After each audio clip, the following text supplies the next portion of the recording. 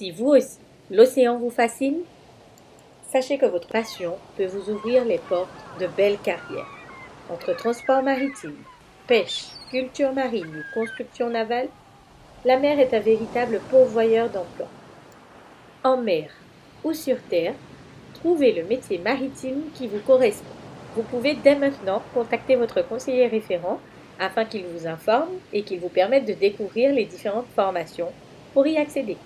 Tout de suite, découvrons ensemble le métier de marin-pêcheur. Dès que nous on journée la pêche, le parti le matin, dès que nous ça, et ça on peut dire les jeunes si on veut rentrer à l'eau. Ah ben non, je pêche c'est parti de 4h30, 5h. Et c'est levé bon petit buenas. Et dans les 8h, 9h, avant de passer, on produit là, nous produit là. Alors bonjour, Bonjour. est-ce que vous pouvez me parler de votre métier? Mon métier consiste le matin de partir très tôt déjà, à aller chercher des poissons pour la population. Et voilà, c'est un beau métier.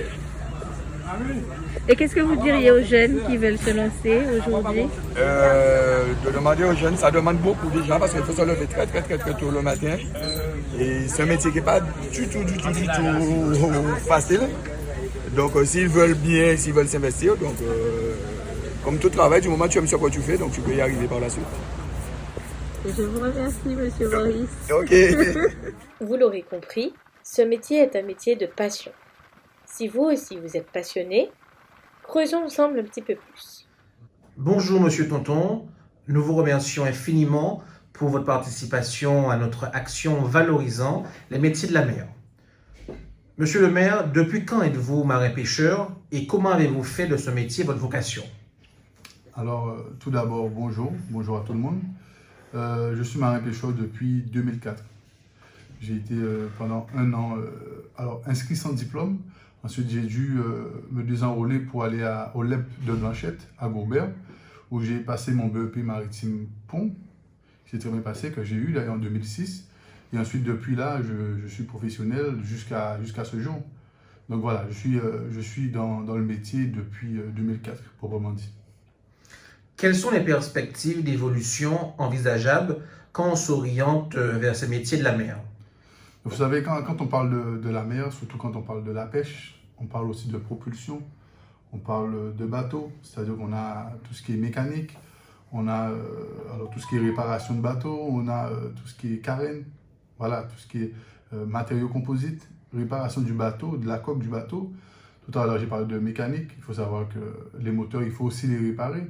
Donc la pêche c'est un métier, bien souvent on dit la pêche, mais il y a beaucoup de métiers qui gravitent autour de ce nom, dont les mécaniciens, les gens qui font de la carène du bateau, les gens qui réparent le bateau, les gens qui font l'intérieur bateau. Enfin, il y a vraiment beaucoup de métiers.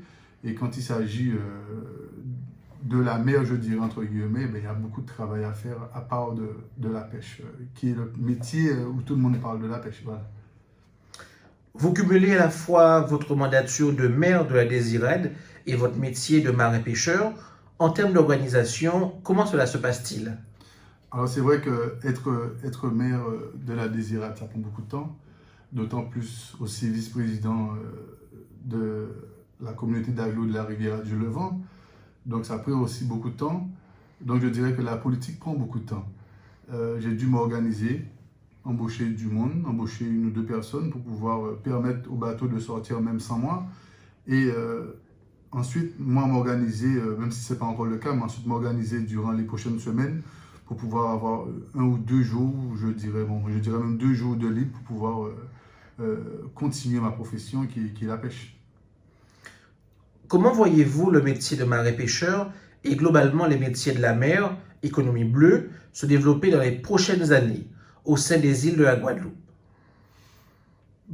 Plus ça va et plus les gens essaient de diversifier, je dirais. C'est-à-dire que nous avons beaucoup de personnes dans la pêche. Alors, je parle de la Désirade. Nous avons quand même le plus grand port de pêche de la Guadeloupe, 100 et quelques marins-pêcheurs. C'est aussi le plus gros port en termes de production poisson local. Mais plus ça va, plus on se rend compte que les gens essaient de partir et diversifier, c'est-à-dire aller vers tout ce qui est visite touristique. Notamment, on a pu voir avec la Petite Terre, où on a beaucoup de marins-pêcheurs qui se sont tournés vers cela aussi, qui est bien, qui est rentable. Ça permet aussi, il faut dire les choses comme elles sont, de pouvoir un peu protéger les ressources. Parce qu'en ayant beaucoup moins de marins-pêcheurs, c'est-à-dire sur ce plateau, c'est aussi avoir beaucoup moins d'actions de pêche. Donc, que les pêcheurs puissent se diversifier, partir sur d'autres métiers comme ça nous permet aussi, ça permet au fond de se régénérer et pouvoir pérenniser, je dirais, garantir ce métier qui est le métier de la pêche. Après aussi, on va parler de visite touristique, on va parler aussi de tout ce qui est nautisme, tout ce qui est basé sur la mer proprement dite. Et c'est vrai que j'ai impliqué cela dans ma campagne municipale, où jusqu'à maintenant, les IRAD n'ont pas de base nautique, nous n'avons rien réellement qui est lié à la mer à part la pêche et la visite touristique. Donc il va falloir aussi qu'on fasse des efforts là-dessus, qu'on donne la chance aux jeunes désiradiens, aux personnes, aux désiradiens qui veulent aller dans ce domaine qui est le nautisme. Il y a beaucoup, nous avons de belles plages, nous avons de belles eaux, de beaux lagons, donc nous pouvons qu'aller vers l'avant en concernant ce domaine.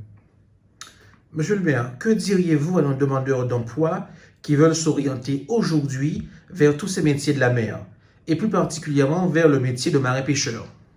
Alors, je ne serai pas long concernant cette question. J'aurai la même réponse que je donnais à tous les jeunes que je formais dans mon métier, qui est la pêche. Le jour où ils arrivaient à bord, je leur disais tout simplement, si vous voulez faire une carrière dans la pêche, si vous voulez aller, et quel que soit le métier de la mer, quel que soit, je vais tout simplement vous demander d'avoir l'amour du métier, tout simplement. Merci, monsieur Loïc Tonton, maire de la Désirade, deuxième vice-président de la communauté d'agglomération, la Riviera du Levant, la Caole et marin-pêcheur de profession. Merci beaucoup à vous. Découvrons maintenant le métier de constructeur naval. Alors, je me présente Lionel Pinault, président de la société SAS Pinault HM. Donc, depuis quand je suis constructeur naval, donc ça fait depuis mon jeune âge, hein, avec mon père Richard et Maxime son frère, donc ça fait déjà 3 générations. Donc il y a eu leur père, eux-mêmes et moi-même qui revient maintenant, qui a repris la relève du chantier.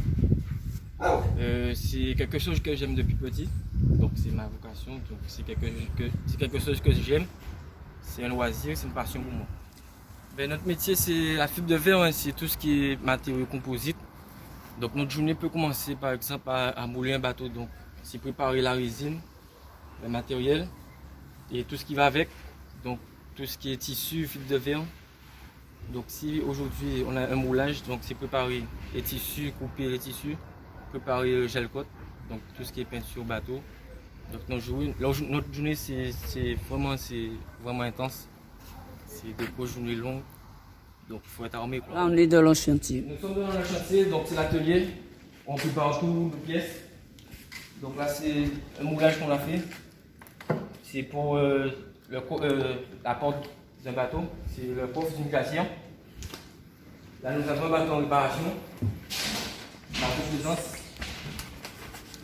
Donc ici c'est tous nos produits, on a la résine, tous les matériaux qu'on a besoin, c'est plus des produits chimiques qu'on utilise. Donc je vais vous expliquer un petit peu comment ça se passe.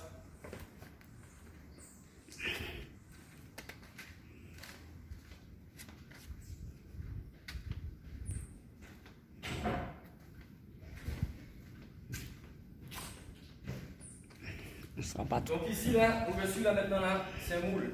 Donc c'est ici qu'on réalise les bateaux. Donc c'est une série de bateaux, donc c'est 6,90 m. Donc ici, il y en a un qui est déjà moulé. Donc c'est du moule qu'on arrive à réaliser tous les bateaux. Ok. Voilà. Alors je montre ça que c'est qu'un moule. Donc ici, c'est un moule. Je prends le moule en entier.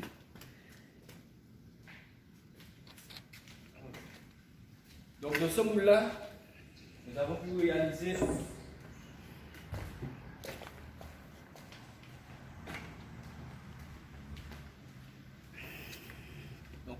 du moule que je vous ai montré tout à l'heure. Vous avez pour réaliser ce bateau. Où son propriétaire est très fier, très content de ce bateau. Ah, ça, je vous le fais pas dire parce que c'est un beau bateau. Hein. Il faut aimer déjà la mer, il faut aimer. La mer, c'est grand, il y a plusieurs possibilités, non seulement dans la construction, mais il y a plusieurs débouchés. Après, il faut avoir des diplômes, donc il faut passer des formations. Il faut aimer aussi, c'est pas quelque chose, tu as vu la lumière, tu as vu un bateau aujourd'hui, que tu vas te dire que ouais, tu sais faire un bateau, il faut aimer, il faut apprendre. Il ne faut pas regarder de nos jours pour l'argent, comme on va dire, il faut aimer son travail avant tout. Et faire son travail. Faut aimer son travail. Après, qu'est-ce qu'il faut encore pour quelqu'un qui veut débuter dans tout ce qui est la construction, même dans la mer?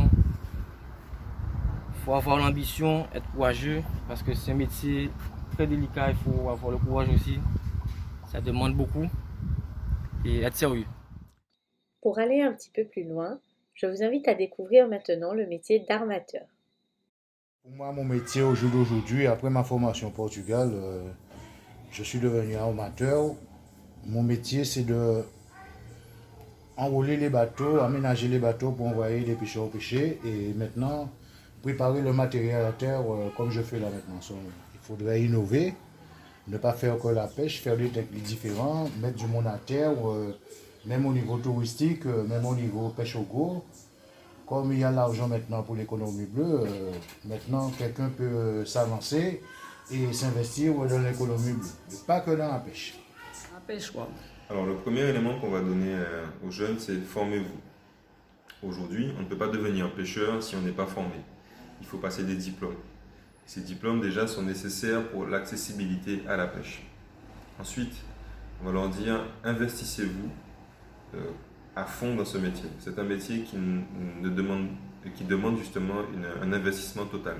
Si vous investissez à moitié à la pêche, vous ne réussirez pas en fait. C'est ça la réalité du métier. Et qu'un avenir est toujours possible à la pêche, parce que jusqu'à aujourd'hui, alors vous avez des pêcheurs qui sont meilleurs que d'autres, hein, jusqu'à aujourd'hui, le métier de pêcheur a quand même réussi à nourrir celui qui le pratique correctement. Donc il y a encore de l'avenir à la pêche, mais par contre il faut se former aujourd'hui. Ne venez pas à la pêche pensant que vous allez rentrer dans ce métier sans être formé, c'est pas possible. Merci. Alors l'avenir de la pêche en Guadeloupe passe par la structuration. En réalité, il y a 3 volets dans la structuration. C'est la formation des hommes et des femmes, notamment pour les diplômes, pour devenir marin, pour l'exercice même de la pêche. Ensuite, nous avons la structuration administrative, suivi comptable et administratif des entreprises de pêche. Et le dernier volet, ça passe par une meilleure distribution des produits de la mer, en ayant une entité ou des entités qui permettent une meilleure valorisation, une meilleure vente et un meilleur écoulement des produits de la mer en Guadeloupe. Donc ce sont ces 3 éléments qui permettent un avenir pour la pêche en Guadeloupe. Sans ces 3 éléments, nous aurons un avenir très difficile. Vous l'aurez compris, en se lançant vers les métiers de la mer, vous vous dirigez surtout vers des métiers de passion. La Guadeloupe est le département d'outre-mer qui bénéficie du plus grand linéaire côtier avec près de 555 km de côte, sur lesquels l'ensemble des communes, à l'exception de Saint-Claude, disposent d'une façade maritime et d'un port.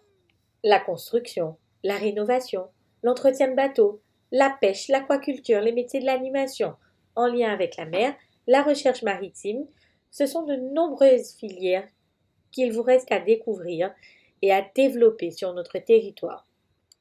Au total, ce sont donc environ 200 métiers qu'il vous reste à découvrir et dont les formations sont dispensées en Guadeloupe.